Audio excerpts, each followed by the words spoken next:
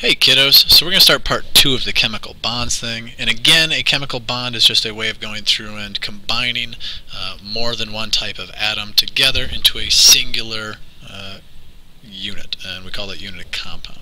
Okay. We went through and we talked about ionic bonds in the last video, but obviously that took a little longer than the normal 15-minute thing, so we'll go covalent bonds in this set. And the reason we're splitting up is so that I can do a couple of examples of the drawings, and those tend to take just a little bit more time.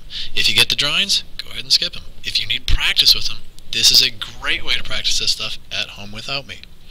Anyways, a covalent bond, as we learned last time, ionic bonds are when we're transferring. Covalent bonds, the key word here is you are sharing electrons, okay? And these always happen between two nonmetals. And the reason for this is because the two nonmetals, generally they happen to have more than 4 valence electrons. And being that they have more than 4, they both want to gain electrons to get to 8 valence electrons, which makes them stable and makes them happy, okay? And because they both have more than 8, neither of them wants to lose, but sometimes they can go through and actually share electrons so that they both have the feeling of having a complete outer shell. Okay? So again, covalent bonds are between the two nonmetals, and examples of this would be like carbon dioxide, or what do we got? Or oxygen, O2, or chlorine, Cl2, or nitrous oxide, the one that we won't really talk about because it's kind of a weird one. Or bromide, Br2. So realistically, our covalent bonds here, and we've got another big one, the HCl, hydrogen chloride. All right, again, nonmetal, nonmetal.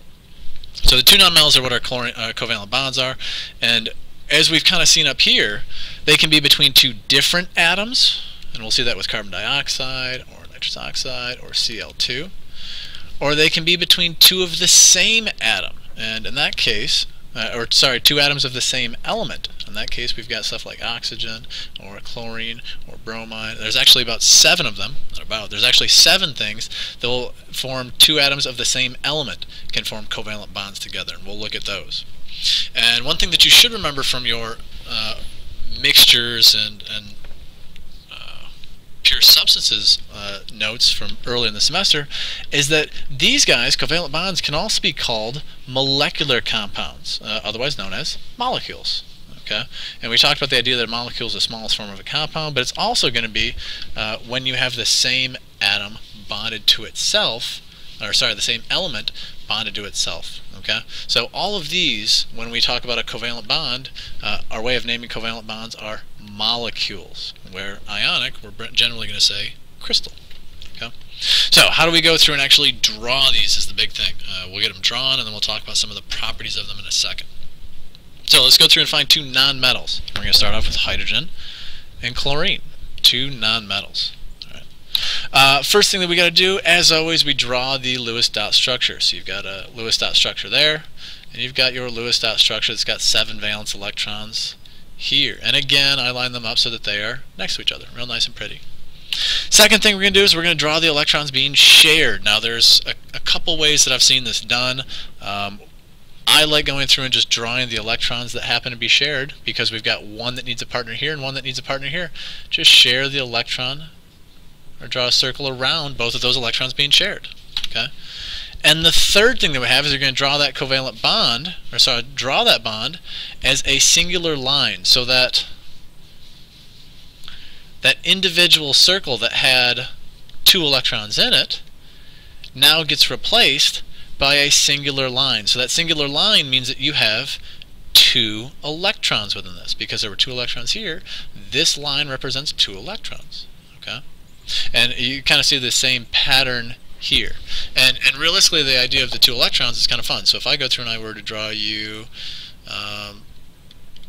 hydrogen, bonding to hydrogen, there are 2 electrons shared in that line.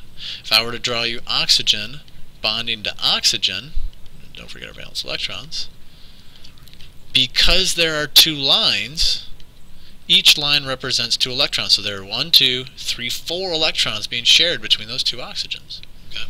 And as we saw within the ionic bonds, your big thing right away is, does each atom have a full valence orbital? You should be double checking yourself. Well, within that, because this indicates 2 shared electrons,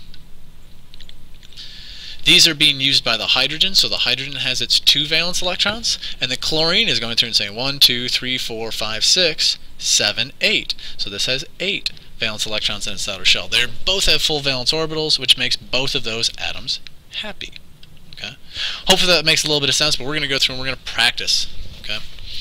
So I would take a second, heck, let's walk through the first one, H2O, and then you can practice on the other 2, or give it a pause and practice.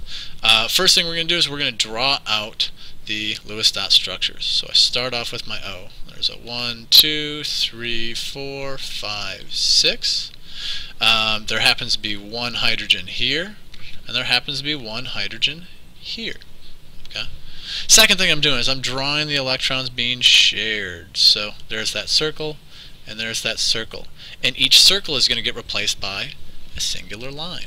So when I actually draw this whole thing out, it becomes an H, an O, and an H replaced by those lines. Okay, so the green circle with 2 electrons in it turned into that guy.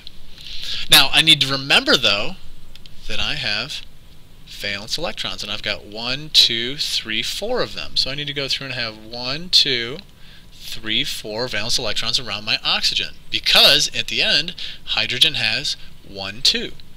This hydrogen has 1, 2 valence electrons, but the oxygen has 1, 2, 3, 4, 5, 6, 7, 8 valence electrons. So this is how we go through and draw a covalent bond of water. I would take a second and I would see if you can pause the video and give the other 2 molecules practice drawing, and I'll go through and I'll give you some answers in just a second. So in terms of our CH4, otherwise known as methane, we start off with drawing the Lewis dot structure. So my carbon happens to have 4 electrons around it, 4 valence electrons. Each hydrogen happens to have 1 valence electron. And so when we draw those being shared, there's 1 circle sharing, there's 1 circle sharing, there's 1 circle sharing, and that is sharing. So when we draw this whole thing out, it turns into a C with 1 H on each side, with a line traveling between each hydrogen and the central carbon atom. Okay? And so this molecule right here, each hydrogen has 2 valence electrons, while the carbon has 1, 2, 3, 4, 5, 6, 7, 8 valence electrons around it. Each of those 5 parts of the atom, or sorry, each of those 5 parts of the molecule happens to have a full valence shell and be completely stable and happy. Our final one, we've got carbon with 1, 2, 3, 4, and oxygen happens to go through and have what we got here. Let's go back to the blue. 1, 2, 3, 4, 5, 6, and 1, 2, 3, 4, 5, 6. Okay, so what we're going to do here is we've got a lot of sharing going on. This one gets a little confusing, but this guy is all alone and gets shared. Let's switch up to orange. This guy, those 2 are each alone by themselves and happen to get shared. These 2 are alone by themselves and happen to get shared. And then these 2 are alone by themselves and happen to get shared. So when we draw out this whole structure, your final answer is going to be a C in the middle, the oxygen there with 1, 2, 3, 4 valence electrons, your oxygen here with 1, 2, 3, 4 valence electrons, and getting your specific circles that were indicating the shared electrons, getting them drawn well, and follow the color pattern, because I'm showing you what's happening with each of those individual bonds.